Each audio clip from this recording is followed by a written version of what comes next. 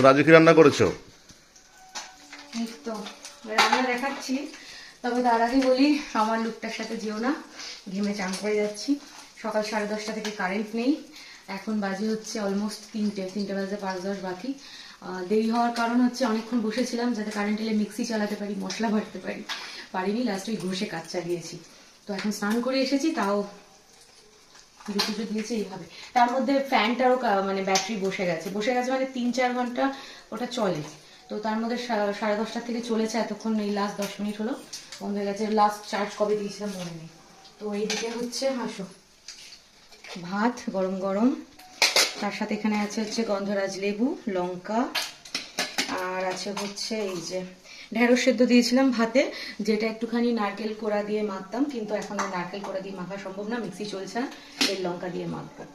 আর এখানে আছে হচ্ছে এই যে পাতলা করে ধনেপাতা আর রসুন দিয়ে মুসুরির ডাল।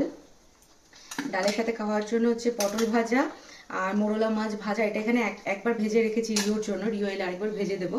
আর রিওর বাবারটা এখানে আরেকবার ডাবল কোট ফ্রাই হচ্ছে। এই দেখো, এই যে দেখো ছিল ডবল ভাজলে না, ডবল ভাজলে খাওয়ার সময় যে মানে ভাজাই ছিল বসিয়ে দিয়েছি, গরম গরম মুচমুচে হয়ে যায়। আর এখানে রিওর জন্য একটু চিংড়ি মাছ ভাজাও রেখেছি, কারণ তরকারিতে চিংড়ি মাছ দিয়েছি, সেটা তো খাবে না তাই। এখানে হচ্ছে মোরলা মাছের একটু ঝাল করেছি, একদম অল্প, জাস্ট ওর বাবার জন্য, কারণ এটা আমিও খাই না। বাহ, দেখে পছন্দ হয়ে গেছে।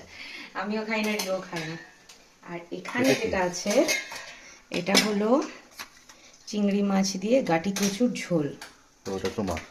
আমার মানে তুমিও খাবে, শুধু ছেলে খাবে না, ছেলের জন্য এখানে মাছ ভাজা রেখেছি। এই হচ্ছে আজকে আমাদের, এদিকে আছে, এই হচ্ছে আজকে আমাদের লাঞ্চের মেনু। খুব আওয়াজ হচ্ছে, ফাটছে না, অ্যাকচুয়ালি ভাজাই ছিল, সেকেন্ডবার ভাজছি আবার, হাতাটার মধ্যে মনে একটু জল ছিল, এই জন্য তো আওয়াজ হলো। তো যাই হোক, তোমাদের মেনু কি অবশ্যই কমেন্ট করে জানিও। আজকে তো আবার গুরু পূর্ণিমা, ভেবেছিলাম একটু ঠাকুরকে একটু ভালো করে পুজো দেবো, কিন্তু সেটা আর হলো না। এখন এই গরমে আর পারছি না, হালকা করে পুজো দিয়েছি জাস্ট। দেখি যদি সন্ধ্যাবেলার দিকে পারি তো আবার একটু ভালো করে দেবো। চলো টাটা, তোমাদের মেনুকে অবশ্যই জানিও।